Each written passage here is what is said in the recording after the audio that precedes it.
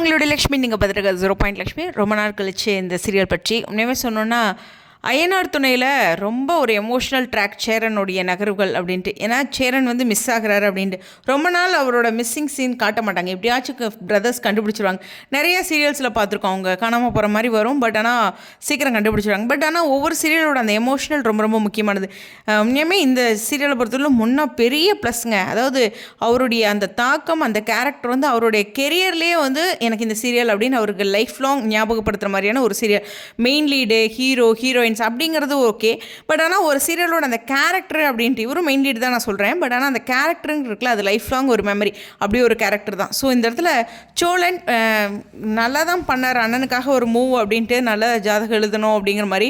அவர் என்ன பண்ணாருன்னு தெரியல, நாளைக்கு தெரிஞ்சிடும் அந்த ஜோதிடர் என்ன பண்ணாருன்ட்டு.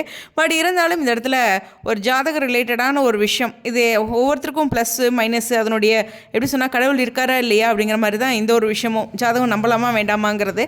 பட் அது அவங்களுடைய தனிப்பட்ட ஒப்பீனியன். பட் இருந்தாலும் அவரோட ஜாதகத்தினால அந்த வீட்டில் ஒரு பெண்ணும் தங்க மாட்டாங்க அப்படிங்கிற ஒரு பாயிண்ட்டும், நிலா இருக்காங்கங்கும்போது நிரந்தரமாக அப்படிங்கிற ஒரு பாயிண்ட்டையும் மறுபடியும் வலியுறுத்தி அந்த காட்சிகளில் காமிச்சிருப்பாங்க.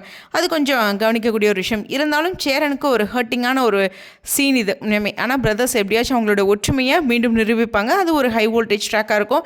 அடுத்த வாரத்துக்கான ப்ரமோ இல்லை மிட் வீக் ப்ரமோவாக கூட வரலாம். ஸோ ரொம்ப ஒரு சுவாரஸ்யமான இருக்கும். பட் ஆனால் இது ரொம்ப நாள் இழுத்துட்டு போக மாட்டாங்க, அது சலிப்பாயிடும். ஓகேவா? அவர் காணாங்கும்போது அப்படியே தேடி ஒரு நாள் இல்லை எங்கேயாச்சும் ஒரு இடத்துல கண்டுபிடிச்சிருவாங்க. அந்த மாதிரியான காட்சிகள் கொண்டு வருவாங்க. பட் இருந்தாலும் இதில் முன்னே ஒரு நாள் சொன்னாங்க, தம்பிங்களுக்கெல்லாம் கல்யாணம் ஆனதுக்கப்புறம் தான் நம்மளுடைய வாழ்க்கை அப்படிங்கிற மாதிரி. எனக்கு தெரிஞ்சு 3வது தம்பி பாண்டியனுக்குமே கல்யாண நகர்வுகள் கொண்டு வந்துருவாங்கன்னு தான் நினைக்கிறேன். பட் அவருமே பேசினார்ல, அந்த சீனில் எனக்கு ரொம்ப பிடிச்சது. நான் அன்றைக்கெலாம் குறிப்பிட்டு சொல்லலை.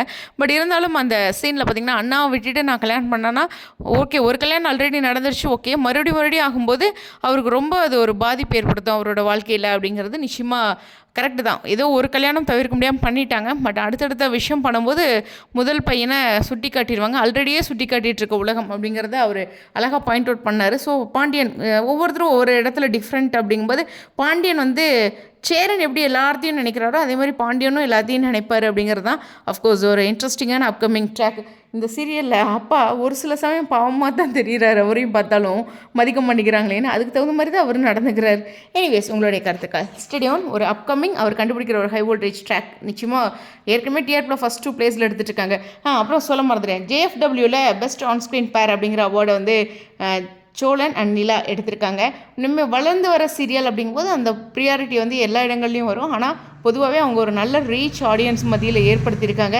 சைலண்ட்டாக எல்லாத்தையும் அட்டாக் பண்ணிட்டாங்க அவங்களுடைய நடிப்பால். அதுதான் முக்கியம். எனக்கு நிறையா சோழனுடைய அந்த சுட்டித்தனம் அவர் பேசுகிறது அப்படின்னு இருக்கும். பட் தம்பி வாயால் கெட்டு போறியப்பா அப்படின்னு நிறைய டைம் மைண்ட்லேயும் வாய்ஸ் வந்துருக்குது. ஸோ அதையும் இந்த இடத்துல நினைப்படுத்துகிறேன். எனிவேஸ், உங்களுடைய கருத்துக்கள் ஸ்டேடியம்.